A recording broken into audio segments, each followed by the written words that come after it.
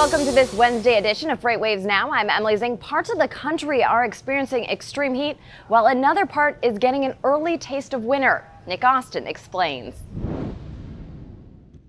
Hello everybody, welcome to FreightWaves Weather for your Wednesday. I'm FreightWaves Meteorologist Nick Austin. We've got a lot of messy weather across different parts of the country, but the focus today again is going to be on parts of the plains, areas near the Rockies, some parts of the Great Lakes as well. A big concern today as far as severe storms over a pretty large area. Now, not everywhere in this highlighted area is going to see severe storms, but we'll see numerous severe storms popping up from anywhere from around Cheyenne, Wyoming, all the way across parts of the plains and even in the parts of the Great Lakes today. So sections of I-80, I-90, I-29, through from Wyoming through Nebraska, all the way up into southern Minnesota and parts of Iowa as well. A lot of the same areas that got hit yesterday. Sioux Falls, South Dakota, overnight got hit by a pretty strong tornado. We could see more tornadoes popping up along these routes, so it's going to be just really slow going at times and a little bit intense as far as the storms for drivers out there. We're going to see areas of localized flash flooding. We've already seen that today during the morning hours in parts of northern Nebraska, some parts of western Iowa, and more flash flooding will pop up. So there may end up being some road closures here and there on secondary routes, some of the interstate ramps as well. That's in this highlighted area right here. And then for tomorrow, it's going to be a little bit further to the south and east. Next, we're going to go out to the plains, to Big Sky Country up in Montana, because the same system that's going to be producing a lot of those severe storms in the plains will produce another round of very heavy rain on top of saturated ground, especially here in northeastern Montana, north of I-94, along the Milk River. There's going to be likely some more areas of flooding with really heavy rain across this part. So drivers, especially who are making local or just regional deliveries to this part of Montana, just beware that there's likely to be flooding across this part of Montana, not in every single spot, but in a good portion of northeastern Montana. And then last, we're going to talk about some winter weather also in Montana, but further southward, right along the Wyoming border. This is here in the Beartooth Mountains, Beartooth Pass along US 212. Again, very high elevations, but for any drivers that have to maybe make local deliveries to some of these areas, the high elevations here from today through tonight could see 6 to 8 inches along Beartooth Pass in US 212. And then further south in the Wyoming, Teton Pass, as well as the Bighorn Mountains could see, and Yellowstone too, could see anywhere from about 1 to 4 inches of snow. So a little early taste of winter, even though it's technically on the calendar still late summer. That's a look at today's weather. Hope you have a wonderful Wednesday and be careful out there. Seth Holm joins me now. We're talking Chinese GDP, and this is actually interesting. Tell me about something you read in the Wall Street Journal. That's right, Emily. This morning I want to talk about Chinese GDP and how that ties into the freight markets. So the Wall Street Journal put out a long piece this past week that I read, and everyone who follows the financial markets closely knows that Chinese economic data should be taken with a grain of salt. Yes. They carefully manage and watch this data. And so what the Wall Street Journal did is they put together a lot of forms of alternative data, much like we have in sonar. Things like electricity output, things like freight and rail data, satellite imagery. And when they put all this together, they wanted to determine how fast the Chinese economy is actually growing. So let me tell you, on the reported number in the latest quarter, China is apparently growing at about a 6% rate. Now that is already the slowest rate in 30 years. Yeah. But the Wall Street Journal determined using the alternative data that it's really only growing at about 3%, or just about half that. That's rather fascinating. So it's half of what they're reporting. Do you think it's because of the tariffs that's why their economy is hurting? I do. So if you look at within that 3% number, they're actually able to manage that even poor number for them. So things like they can do forced bank lending to state-owned banks, they can do government spending, but they can also, if you look at the manufacturing and the industrial areas of the economy, those are reportedly tracking down as much as double digits, and that's a lot of your export-oriented industries that are hurting there. So maybe this is a reason why they are softening their stance on the trade war. It makes perfect sense. And you were talking about tying this back into the freight industry. How does their GDP tie into the freight industry?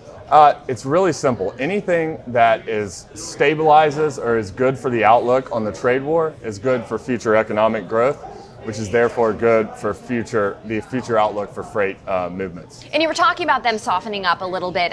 They had listed items that are no longer they're no longer putting tariffs on these items. Do you think we'll continue to see that and they'll loosen even more over time? For now. Yeah. So one tweet can change this in seconds, right? But for now, what they've agreed to do is they've agreed to buy some farm output, some commodities from the U.S., which was a sticking point. And they've also agreed to meet in Washington to have trade talks. So right now, the outlook is pretty good. And maybe they think, I don't know why they're doing that either, because economic growth is poor, or maybe they think that President Trump has a high chance of getting elected in 2020, so they might as well go ahead and try to strike a deal. Like you said, though, one tweet can change everything, so definitely something we'll watch. Thanks again, Seth Holm. It's time for your Carrie update, sponsored by AT&T Business. My name is Kyle Cunningham. Today we're going to talk about one thing that's close to my heart, and that's optionality. Now, when we look at outbound rejections all across the board, we look at markets, generally day to day, but one thing that we sometimes forget to talk about is the idea that you can break down your outbound tender rejections by each individual market by length of haul. So what we're seeing here, we've got our tweener outbound rejects, we've got our long hauls, our short hauls, even the local reject indexes.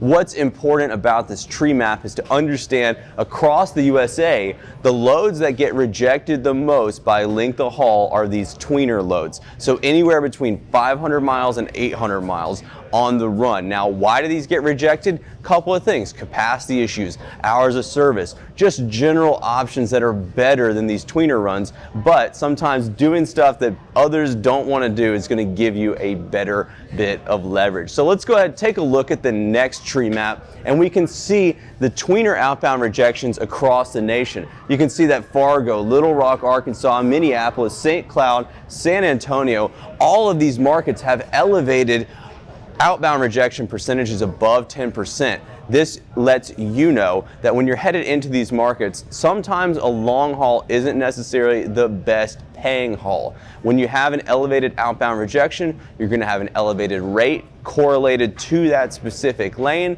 so be sure you watch these. Let's take a look at a map, and we can see that across the middle of the country and up here in the great north, there is a high level of elevated tweener outbound rejections. So if you find yourself with capacity in this area, on the outside of this area, or even out west, looking to find an option to get yourself down the road, the tweener outbound rejections are the one to look for. Looking at the final map, we're going to see our short haul outbound rejections, just to show you that concept of optionality. Whereas the tweeners are good up in the northeast, your short haul rejections, 100 to 250 miles, they're going to provide you a lot of optionality west of Atlanta. As always, be sure you watch your carrier updates every single day on FreightWaves Now.